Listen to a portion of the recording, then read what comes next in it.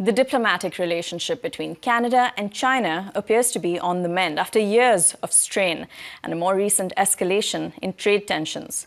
But Foreign Affairs Minister Anita Anand was in Beijing this past week, where she held bilateral trade talks with her Chinese counterpart Wang Yi, with both Ottawa and Beijing agreeing to reopen communication lines, potentially paving the way for a summit between Mark Carney and Xi Jinping. Lynette Ong joins us now, Distinguished Professor of Chinese Politics at the University of Toronto and Director at the Munk School's China Governance Lab. Professor, thanks for being here today. Thank you.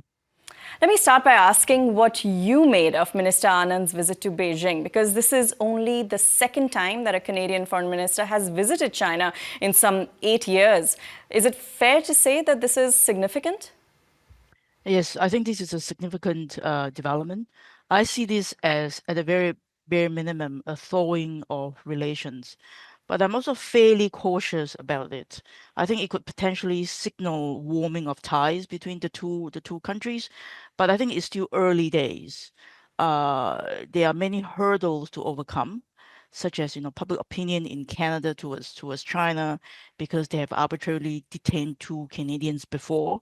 They have also recently imposed another round of trade coercion on our canola oil, pork, and seafood products, and all these things irk Canadian public and could result in a pushback against further engagement with China. But overall, I think I'm a tad more optimistic than I was a couple of months ago.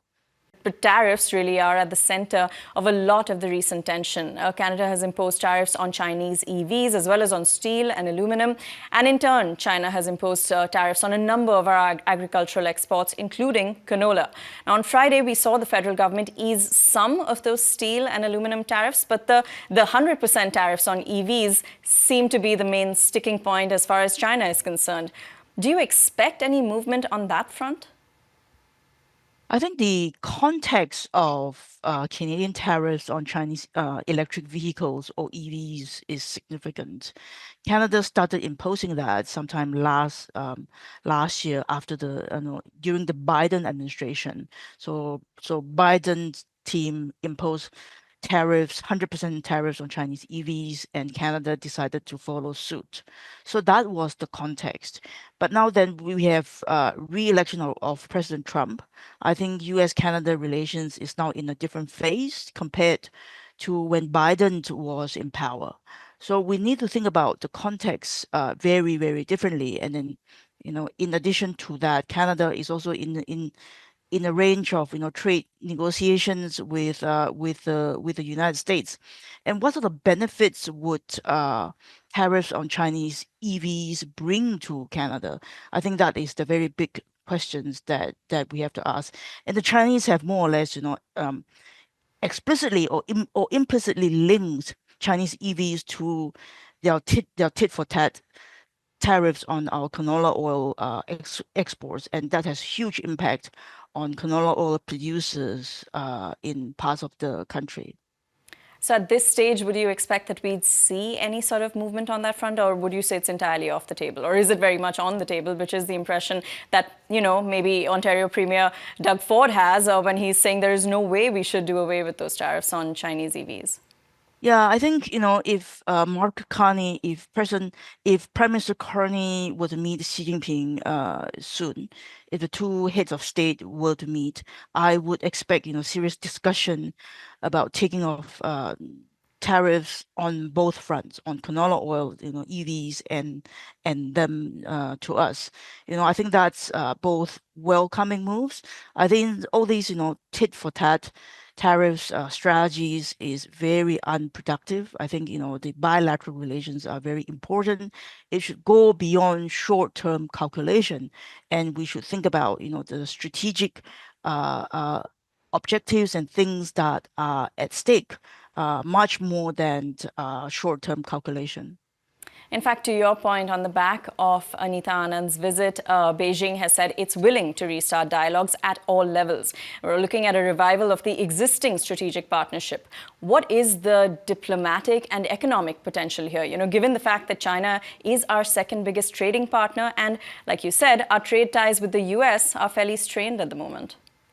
Yeah, so let me give you some perspective of what I think Beijing might be thinking right now.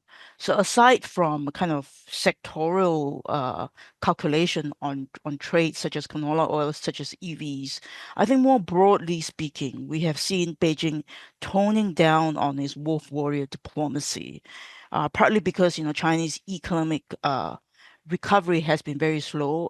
Growth has been concentrated only in the high tech sector, and overall it still need to boost its exports as well as developing good relations with the rest of the world. And U.S.-China relations are in very high tension right now. So from that very strategic perspective, Beijing would want Canada on its side. But we should be well aware that there are fundamental clashes of values, political values that are very important to Canada. Those things we might not be able to agree with China 100%. But on certain things, I think there are things beyond trade, beyond immediate tariff considerations that are of political alliance, strategic importance that we should be in dialogue with Beijing. Absolutely. To your point, part of the strained diplomatic relationship between both countries has been on account of human rights, on civil rights considerations. So would you say it seems like the Carney government is now willing to look past those issues for the sake of trade? No, I don't think Carney would. Because he represents the values of Canadian. I wouldn't expect the prime minister to do so, and I just do not think it is wise to cast aside human rights in pursuit of trade consideration. But I would frame the debate slightly differently. I think we should be able to walk and chew gum at the same time. We should also be fairly conscious of what we can do individually as a country. If we want to pursue human rights agenda, we should do it with a bunch of other countries that share similar values and be able to collectively press and put pressure on China to improve its human rights record, to change its conduct on arbitrary detention, and so on. And there are plenty of partners in the Indo-Pacific who share these values with Canada that we can work with. So that on the one hand. On the other hand, we should keep on pursuing trade and tariff reduction in a manner that actually serve Canada's interests. I think we should be able to disentangle the two issues and to think about doing them in tandem. There is some expectation of a summit between both leaders, might be sooner rather than later. Is there anything specific that you'd be watching for from a meeting between Mark Carney and Xi Jinping? Immediately, I'll be looking for talks like tariffs, U.S.-China tension, and what role Canada could potentially play. And Canada's Indo-Pacific strategy and how does China fit into that. I think that would be in the context, if not featuring squarely on the agenda. All right, Professor, we leave it there for now. Appreciate you joining us and thank you for your insight. Thank you.